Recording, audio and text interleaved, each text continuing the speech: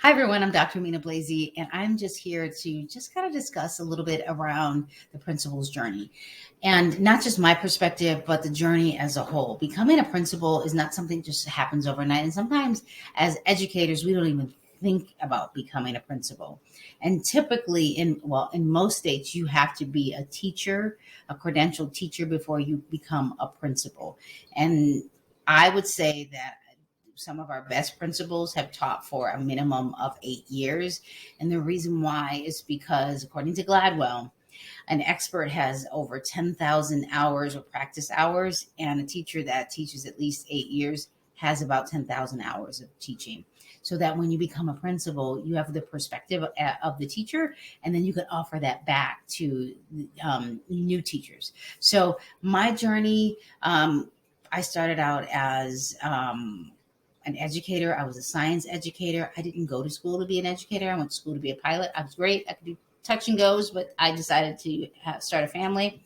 So I went into education, and I went into education actually, same reason why others do. You really want to help and support students.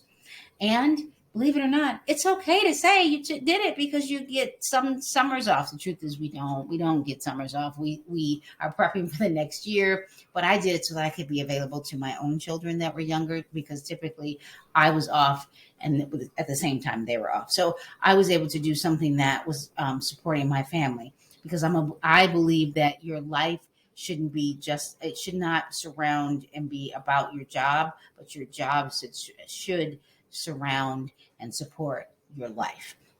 So, with that, before I get going, make sure that you subscribe to the channel. I would greatly appreciate it.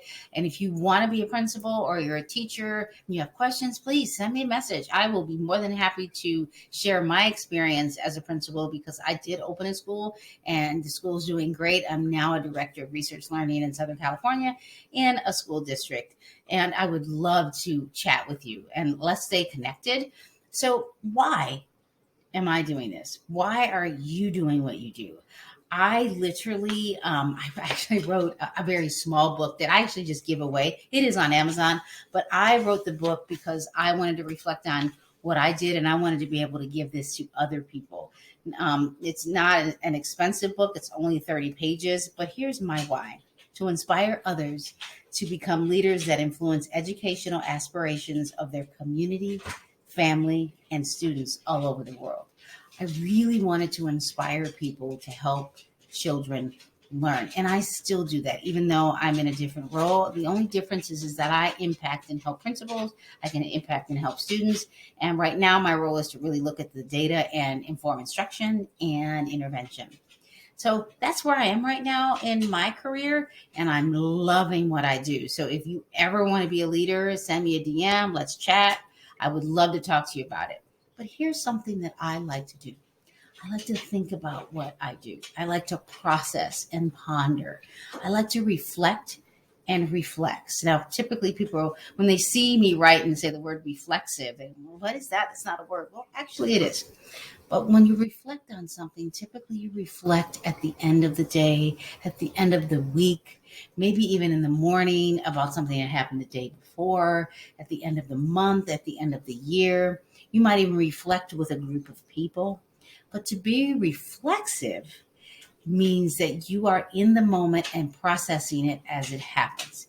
It's kind of like being in the eye of the storm. So you don't become the storm, but you listen and you're reflexive as it's happening. The example that I can give, that I like to give, is I had a student that had an injury, and the injury was pretty bad. And parent was there, the nurse was there. We kind of had to hold down the wound. I don't want to go in too much detail, but the parent was just worked up. And I had to tell the mom and move her aside and say, I need you to calm down for your child. I need you to calm down so your child stays calm, because the child was calm, didn't know.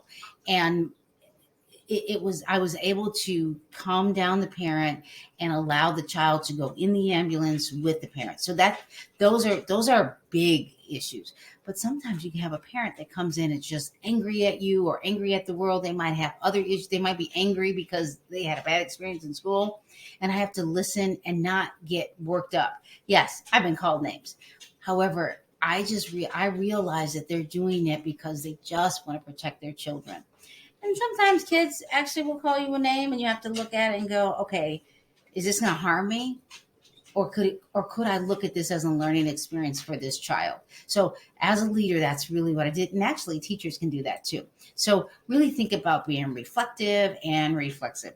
The other thing that I really like to do is to collaborate. I really like to work with others. I like building the collective efficacy of a team, collective efficacy of students and teachers and the entire staff, because their ideas probably will move the school faster than just my ideas. And I'm not in the classroom anymore, especially when I was a principal. I want to hear what their ideas are and what can we do to build on that. And for those of you that love research, I love research. Read the book Visible Learning. Read the book Clarity for Learning. I dropped it in the chat. Dr. Hattie, Dr. Amorad, and I believe it's Mrs. Van Das. It could be Dr. Van Das. Really talked about collective efficacy. Collective efficacy, if you understand effect size, is 1.57. It is the highest effect size there is. That means when people talk and collaborate and share ideas and then do something about it, do something with the ideas, intervene, change instruction, make some small groups with students, students perform just exponentially, and so do teachers. And it also builds, self-efficacy allows you to be competent in what you're doing, and then there's a belief behind it. But imagine if that belief is collective. So really think about that, because it's a profound experience to have collective efficacy because you collaborate. And it's not just why you do it. How do you do it? And what do you do it? When do you do it? Where do you really have these conversations and are you reflexive? How do you become a principal? What do you do with it? And where should you become a principal? Because not that you could be a principal anywhere, but be very aware of the environment that you're in. Do they need you? Do you need them? And how are you going to influence change? Because let me tell you something. If people don't trust you, if you can't build a sense of benevolence and you're not honest, they won't follow you. You have to give them a reason why. That is why I shared my why with you, because people won't, if they don't want to follow you and they don't understand your why, they won't do your what. They won't do your how. Like, this is how you do. They won't. They just won't. So really consider why you want to be a leader. Please consider that. And again, DM me, ask me questions. If you want my quick read, yes, I'll share that with you too. But my goal was actually to just give these away. And then remember, subscribe below. I would love to have a conversation with you. Turn on the bell, have conversation with me, share this video, and keep coming back, because the Principal Chronicles is what I'm doing. So thank you for listening to the Principal Chronicles. I'm Dr. Mina Blasey. Enjoy your day, your evening, or your morning.